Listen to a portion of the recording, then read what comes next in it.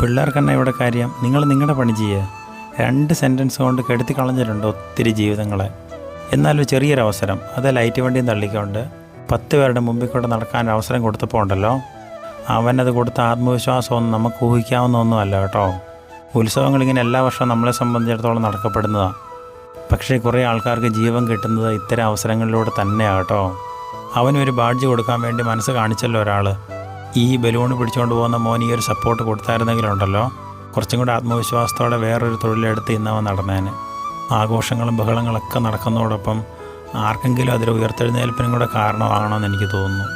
അവൻ്റെ മുഖത്ത് ചമ്മലോ പബ്ലിക്കിൽ ഇറങ്ങാനുള്ള നാണക്കേടോ ഒന്നും തന്നെ ഇല്ല കേട്ടോ. ഉത്തരവാദിത്ത ബോധം അവനിൽ ഇങ്ങനെ രൂപപ്പെട്ട് വരുന്നുണ്ട്.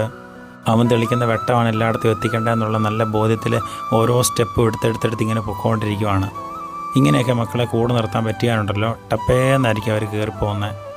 കണ്ണൂർ ജില്ലയിലെ ചെറുപുഴയിലാണ് ഈ സുന്ദര കാഴ്ച. ദൈവം അനുഗ്രഹിക്കട്ടെ.